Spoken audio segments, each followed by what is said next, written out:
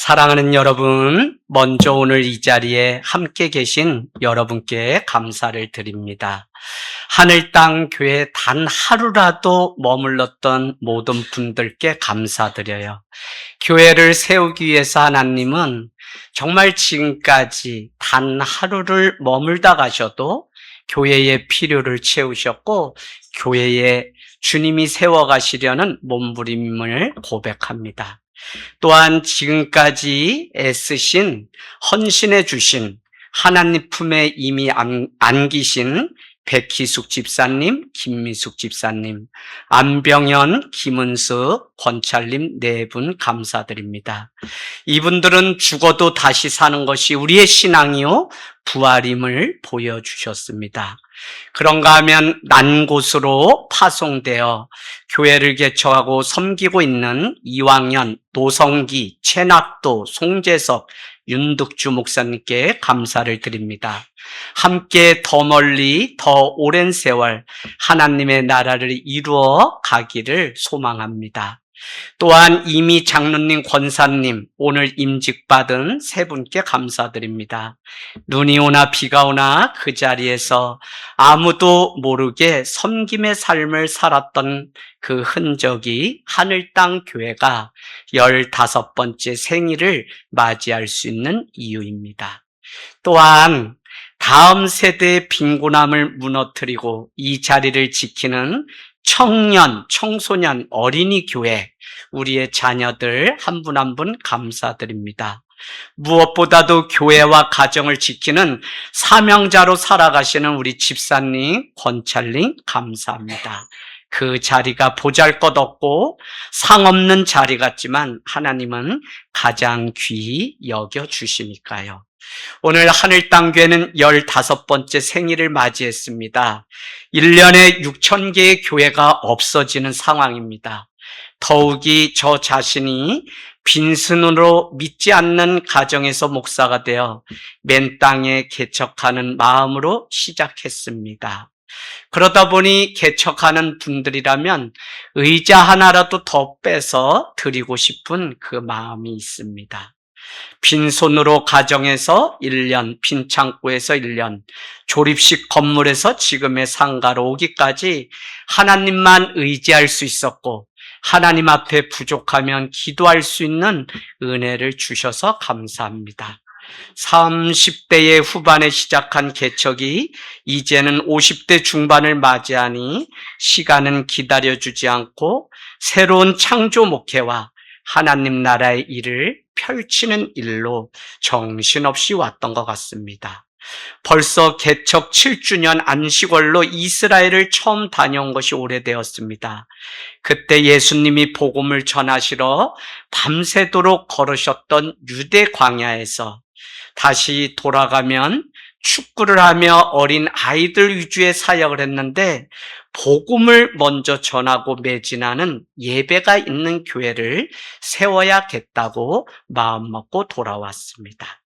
아이들만 100여 명 축구를 하면서 예배할 곳이 없어 40일 작전 기도를 하던 끝에 설교 목사로 섬겼던 홍익병원의 이사장님이 하나님이 도우라고 하는 마음 주셔서 첫 상가 건물을 얻도록 보증금을 보내주셨습니다.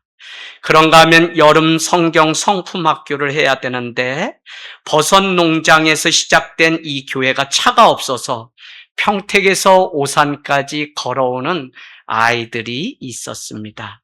이것을 알았던 농장 주인 오경철 집사님은 15인승 그레이스 사고를 당해서 주인은 돌아가시고 새로 산 지 7년이 지난 그래서 40km밖에 달릴 수 없는 세워진 차를 저희에게 소개해 주었습니다. 하지만 차가 140km 달릴 정도로 그냥 경주마가 되었는데 정기 검사를 갔다 다시 돌아오지 못할 강을 건너고 그날 밤 눈물을 흘리며 고생만 하고 시집간 큰 딸처럼 여겨져서 얼마나 울었는지 모릅니다. 그 소식을 알았던 저녁 기도에 나오신 한 분이 전 재산 100만 원을 드린 것이 한 주 동안 교회 안에 소문나 나는 집도 있고 나는 월급도 받는데 아무것도 없는 어르신이 드린 그 예물 때문에 한 주 주일 광고 전에 1,700만 원이 자발적으로 헌금되어 스타렉스를 구입하게 되었습니다. 상가 이곳으로 옮겨져서 40일 작전 기도 끝에 암투병 중이셨던 집사님이 보증금을 올려야 하는데 올릴 수 없는 상황 가운데 오셨는데 본교에 드리지 못한 11조 1,000만 원을 보태주셔서 지금의 장소를 얻게 되었습니다. 교회는 재밌게 목회를 하다 주인 사장님의 어머니가 일찍이 기독교 신자였던 이유로 마지막 장례식을 기독교장으로 해달라고 하는 부탁을 받고 평택에 가서 장례를 집례하게 되었는데 때마침 집주인 사장님과 아내 되시는 분은 그 장례식장에 코로나가 걸려 오지 못하고 그곳에 얼굴 한번 보지 않았던 형님들, 동생들, 딸이 보고는 목사님께 하늘땅교회 귀환이 도라고 그렇게 권하여 10년 전 내었던 그 가격으로 1층 어린이집이 나가게 되면서 2층 95평, 1층 95평 두 칸을 얻게 되었습니다. 공사를 다 하지 못한 채 56명을 이끌고 대만의 부족들이 모인 곳에 선교를 다녀왔습니다. 그런 사이에 스타렉스는 5년이 돼서 25만 킬로가 넘어 그냥 폐차를 하게 되었습니다. 그날 밤 또 울기 시작했어요. 한 분의 권사님이 경찰과 함께 교회에 들어오는 일이 있게 되는데 나중에 안 것이지만 경찰서에 보이스피싱을 당한 것 같다고 할머니가 계시다며 경찰서로 신고되어 경찰이 미행하여 돈 1,000만 원 헌금을 찾아서 오는 권사님 등 뒤에 경찰이 함께 오게 됐습니다. 여러분에게 이 장황한 이야기를 말씀드리는 것은 교회는 그냥 세워질 수 없고 누군가의 헌신과 사랑 때문에 우리가 지금 타고 있는 스타리아가 생겼습니다. 2,000만 원이 더 헌금이 되어서 남은 돈을 화재당한 교회에 보냈던 기억이 있습니다. 여러분, 하나님이 성경 후서를 하늘 땅 교회 저는 주셨다고 믿습니다. 오늘 우리가 써가는 이 믿음 이야기, 예수 이야기, 신앙 이야기가 가장 보잘것없는 곳에서 가장 행복해하는 사람들의 이야기면 얼마나 좋을까요? 믿는 우리에게 우리의 삶이 성경에 기록되어 있다는 것입니다. 오늘 사도 바울에게는 소원이 있었습니다. 할 수만 있다면 로마에 가서 복음을 전하고 싶은 욕망이 그에게 있었습니다. 모든 교회가 칭찬받는 데살로니가 교회처럼 되기를 원했습니다. 하지 말아야 될 교회가 고린도 교회에 문제 많은 곳이 되지 않기를 마음먹었습니다. 그러나 하나님은 성령이 임하고 사도행전을 통해 하나님의 나라의 일이 이제 어떻게 펼쳐질지를 우리에게 28장까지 기록해 놓았는데 1장 4절 하나님 나라의 일은 결국 28장 마지막 절에 죄인이 되어 로마에 온 지 이태 동안 셋집에 살면서 하나님 나라의 일을 전파하고 예수가 주됨을 가르쳤다는 것입니다. 제가 이 말씀을 드리는 것은 하나님의 나라에 움직이는 운행 방식은 그가 죄인이 아니라 그의 마음의 소원대로 정말 모든 것을 할 수 있는 때에 로마에 보내서 그곳에 마음껏 복음을 전하면 더 많은 일을 할 수 있는데 그는 한 집에 죄수로 갇혀서 오고 가는 사람들에게 복음을 전할 뿐 아무 일도 할 수 없었다는 거예요. 그럼에도 불구하고 성 어거스티나 존 웨슬레와 같은 사람이 로마에 있는 이름 없는 소수의 사람들이 예수를 믿는다는 소식을 듣고 사도 바울이 쓴 편지를 보고 회심하는 일을 통해 감독이 된 놀라운 사건을 보면 하나님 나라의 방식은 돈이 많고 정말 많은 일들을 할 수 있는 때에 이뤄지는 것이 아니다. 가장 연약하고 움직일 수 없는 사도 바울이 쓴 한 통의 편지를 통해 생명을 살리고 있는 것을 우리는 볼 수 있습니다. 여러분, 사도 바울은 많은 능력도 있지만 그 인생 가운데 지우고 싶은 이력서가 있습니다. 그는 유대인 중에 유대인입니다. 가말리엘 문화생으로서 율법에 대해 능통한 자입니다. 그 율법대로 유대인들이 믿던 메시아가 척박한 나사렛이라고 하는 동네에 온 예수님이 아니라는 믿음 때문에 자칭 유대인의 왕이라고 했다고 하여 유대인들은 예수를 죽이는 일이 생기죠. 오히려 로마의 압제로부터 벗어날 수 있도록 세상의 군사력과 힘을 가진 메시아가 와서 이스라엘을 구원해 주기를 바랐는데 아무 힘이 없고 가장 연약한 그분은 더구나 창녀와 세리와 식사를 하며 자랑할 것 없는 채로 이 땅에 오셔서 하나님의 일들을 감당했던 것입니다. 여러분, 오늘 그가 사도행전 9장에 보면 정말 예수 믿는 자를 죽이기 위하여 로마로부터 공문을 받아 믿는 자면 다 죽일 수 있는 권한을 가지고 가던 끝에 하나님은 호련히 빛이 임하며 3일 3야 아무것도 먹지 못하고 그는 회심하는 사건이 생기게 됩니다.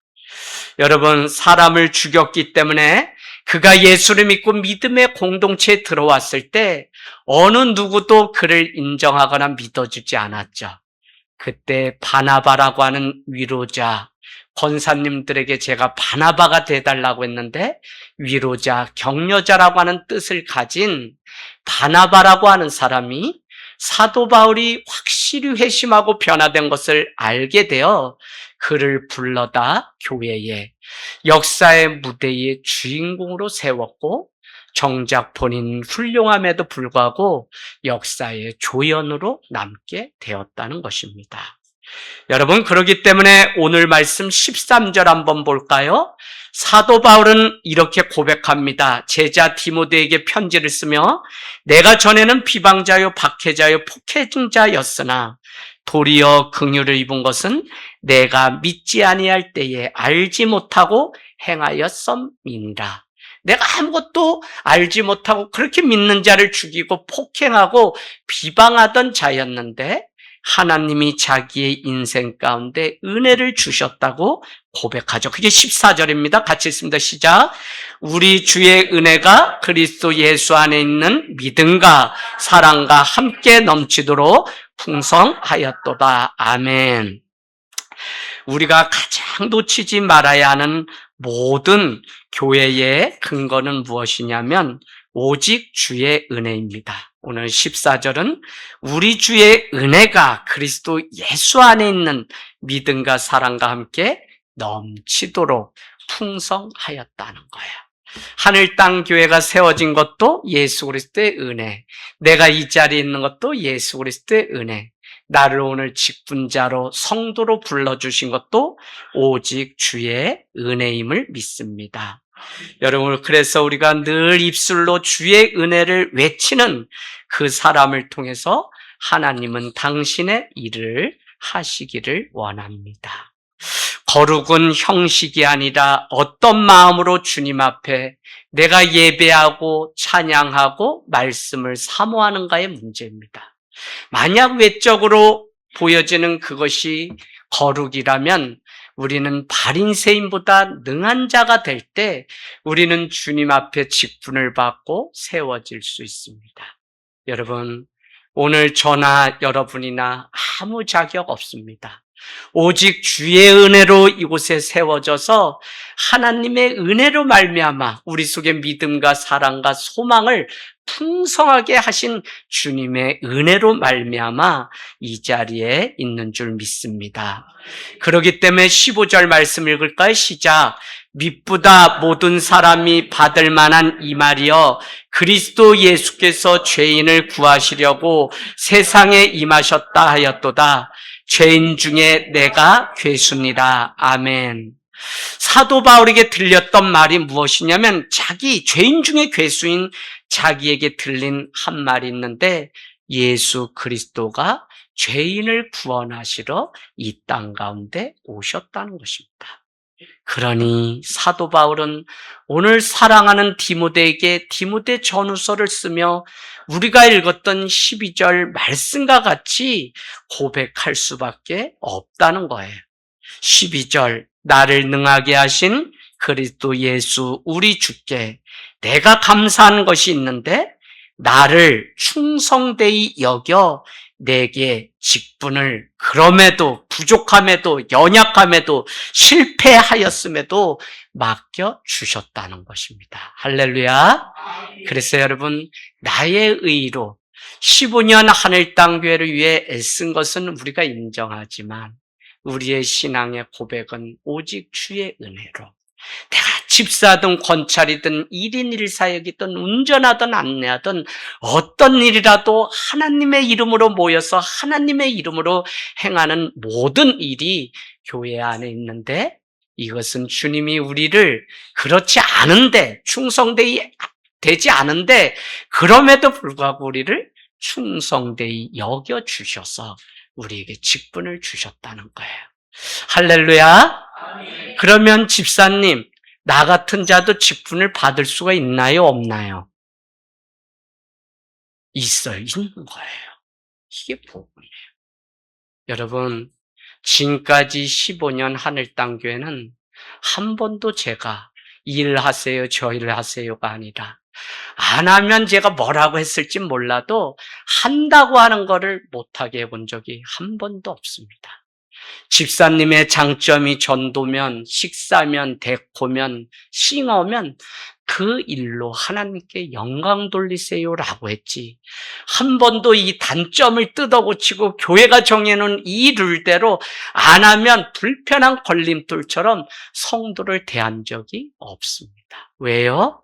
주님은 나 같은 자도 충성되이 여겨서 오늘 이 자리에 세워주시고 그렇기 때문에 우리 성도들도 충성되이 여겨서 오늘 우리를 직분을 주시고 하나님의 일을 그러니 우리가 할 건 뭐예요?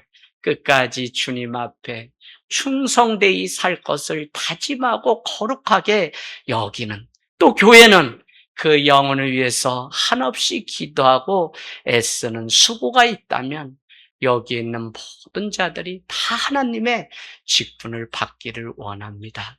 전서영 아멘. 네, 엄마 머리도 하얗지 않은데 왜 할머니가 되려고 그 직분을 받아? 가장 어려워하고 힘들어했던 애가 심지어 우리 송주는 나 엄마가 직분 받는 거 못 보겠다 하면서 이런 일들이 생겼습니다. 여러분 이제 아시겠죠? 정말 우리는 아무 자격 없는데 교회가 15년 흔들림 없이 여기까지 오게 하시고 참 한 사람이 오죽 필요하면 정말 나 같은 자도 오산에 보내고 이 교회를 세워 복음 6,000개가 없어지는 때에도 하나님의 일을 감당하게 하시려고 성남, 용인, 향남, 안성 곳곳에서 우리를 세워서 참 이 모양 저 모양. 오늘 일찍 저희 부부만 이곳에 있는데 여러분 어떤 사람이 묻습니다. 사모님이 애교가 있나요? 없나요? 물어요. 그런데 여보하고 나를 불러요? 그래서 제가 여보하면 무서우니까 사람들이 문 열고 오는 게 아닌가. 그래서 우리 집사님, 사모님 식사하러 준비하러 올라가신 거 알고 왜 불러? 그랬더니 15주년 오기까지 애썼어요. 그리고 나를 이 거룩한 전에서 안아줬어요. 그래서 제가 우리 집 사람을 도로 안아주면서 당신이 애써서 여기 있었지. 그런데 고백할 수 있는 게 있다면 여러분이 계셔서 하늘 땅 교회가 여기까지 왔고 특별히 오늘 임직자로 애쓰고 수고하시는 그 한 사람 한 사람의 헌신 때문에 교회가 세워진 줄로 믿습니다. 여러분 16절 같이 읽을까요? 시작. 그러나 내가 긍휼을 입은 까닭은 예수 그리스도께서 내게 먼저 일체 오래 참으심을 보이사 후에 주를 믿어 본이 되게 하려 하심이니라. 아멘, 아멘. 교회가 교회되게 하는 가장 큰 요소는 사랑인데 그 사랑의 다른 이름이 뭐냐면 긍휼이에요. 서로 불쌍히 여겨주는 거. 그래서 적어도 제가 직분자가 될 때 다른 어떤 것보다도 다른 사람의 허물을 말하는 자가 아니라 그분을 불쌍히 여기는 마음. 그래서 제가 교육 때 정말 긍휼히 마음에 품은 성도가 있나요? 했더니 우리 권사님들이 두세 사람씩 다 그 사정을 속속들이 알고 문자를 주고받고 하는 모습들을 보면서 얼마나 기뻤는지 몰라요. 사도 바울은 오늘 디모데야 너를 충성되이 여겨주시는 주의 은혜로 말미암아 너가 이 자리에 있는 것이며 한 교회 담임 목사가 됐으며 오늘 너에게 정말 긍휼을 하나님이 주신 이유, 까닭은 무엇이냐면 예수 그리스도께서 나에게 사도 바울에게 먼저 일체 오래 참으심을 보이신 후에 주를 믿는 모든 자들이 영생 얻는 자가 되도록 본이 되게 하려고 너의 인생을 향해 형편없고 부족하지만 일체 오래 참으심으로 긍휼하심으로 너를 바라보고 지켜보았다는 거야. 여러분, 정말 이렇지 않은 인생이 어딨나요? 목사님, 정말 오산이 좋은 것 같아요. 딸네 집에 갔더니 추워가지고 이 평택항 때문에 죽겠어요. 그래, 우리 권사님, 주중에 딸 집에 가서 오지 못하는 것도 전화마.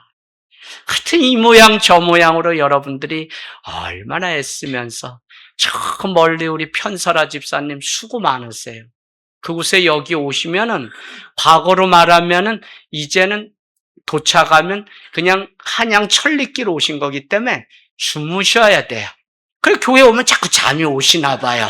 근데 나 이해돼. 저 향남 저기 성에서 멀리서 성남에서 이 멀리서 용인에서 그래도 여러분 주님이 우리를 긍휼히 여기시고 불쌍히 여겨주시는 그 믿음만 우리가 변함없으면 다 충성되이 세워서 하나님의 일들을 감당하는 일꾼으로 세워가기를 원합니다.